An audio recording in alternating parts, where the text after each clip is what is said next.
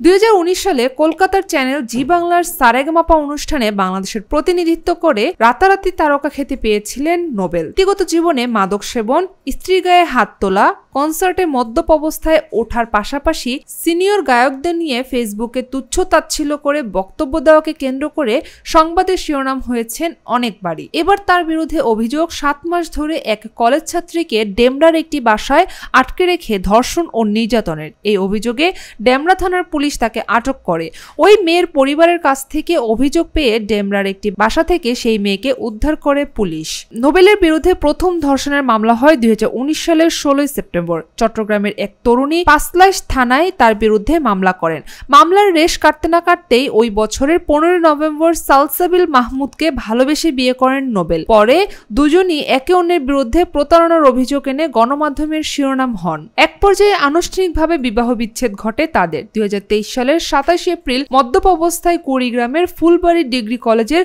সুবর্ণ জয়ন্তী উপলক্ষে কনসার্টে ওঠেন। তার কথাবার্তা অসংলগ্ন এবং আচরণ অনিয়ন্ত্রিত থাকায় দর্শকেরা বুঝে যান তিনি মদ্যপান করে স্টেজে গেছেন। পরে উত্তেজিত জনতা ক্ষিপ্ত হয়ে তার উপর পানির বোতল ও জুতা ছুঁড়ে মারেন। নেশার থেকে মুক্তি পেতে বেশ কয়েকবার মাদকাসক্তি নিরাময় কেন্দ্রে ভর্তি পর্যন্ত হয়েছিলেন। জাতীয় সঙ্গীত ও এর রচয়িতা রবীন্দ্রনাথ ঠাকুরকে নিয়ে ফেসবুকে কটূক্তির অভিযোগে সমালোচিত হয়েছেন তিনি। জেমসকে নিয়েও বাজে মন্তব্য করে সংবাদের শিরোনাম হয়েছেন নোবেল।